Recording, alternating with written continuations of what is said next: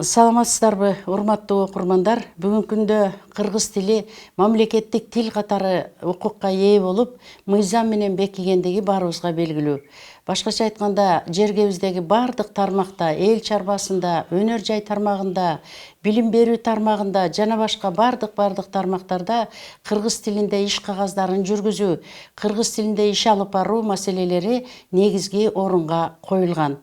Ошондуктан кыргыз тилин өркүндөтүү, тереңдетүү, котормолорду жакшылап сактоо, жакшылап билүү максаты бул азыркы өнүгүп келаткан улуттук интеллигенциянын мойнуна коюлган негизги жүк болуп саналат. Башкача айтканда, ар бир инсандын парызы катары эсептөөгө болот. Колуңуздардагы китепте, омурткалуулардын зоологиясы деп аталган окуу китепте кыргыз тилинде жазылган лекциялык материалдар берилген.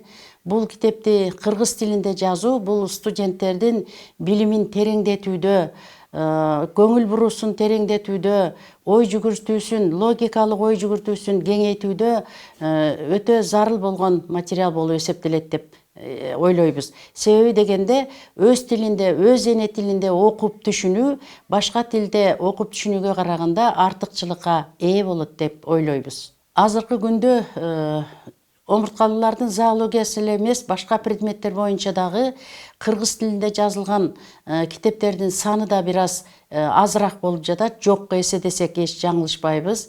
Вот ошо китепте жазылган жаныбарлардын аттары, систематикалык бирдиктеги түрлөрдүн аттары, түрчөлөрдүн аттары, түркүмдөрдүн аттары кыргызча которгондо бир аз одонораак болуп сезилгенсийт, бирок акырындык менен биз өз тилибизди өздөштүрүү менен булардын баары бизге көнүмүш адат болуп калуусу керек.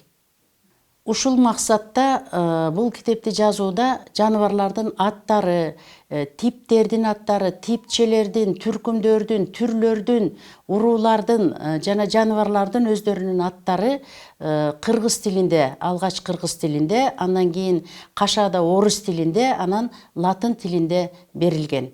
Бул мындай материал студенттердин терең өздөштүрүүсүнө жардам берет. Бул китепти жазууда бир аз өзгөчөлүктөр бар. Ошол өзгөчөлүктөр жөнүндө дагы айтып кетүүгө туура келет. Систематикалык бирдиктерди берүүдө систематикалык бирдиктердин аттары теманын баш жагына берилген.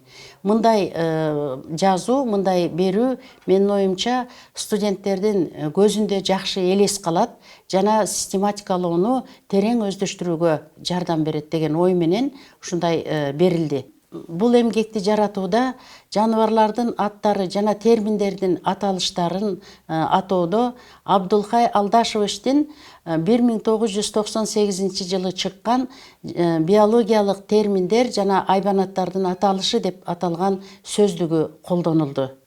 Абдулхай Алдашевичтин сөздүгү боюнча хордалуулардын систематикасында семейство тукум, род уруу деп берилген. Биз ошол вариантты колдондук. Аталган окуу китептин жаралышына омурткалуулардын зоологиясы боюнча китептердин жетишсиздиги болсо дагы өтө аз санда болгондугу түрткү болду. Бул эмгекти жазуудагы дагы бир өзгөчөлүк бул китепке QR-код программасы боюнча айрым бир лабораториялык сабактар киргизилип коюлган. Себеби дегенде жаныбарлар дүйнөсү боюнча студенттерде кеңири түшүнүк пайда болсун деген максатта киргизилген.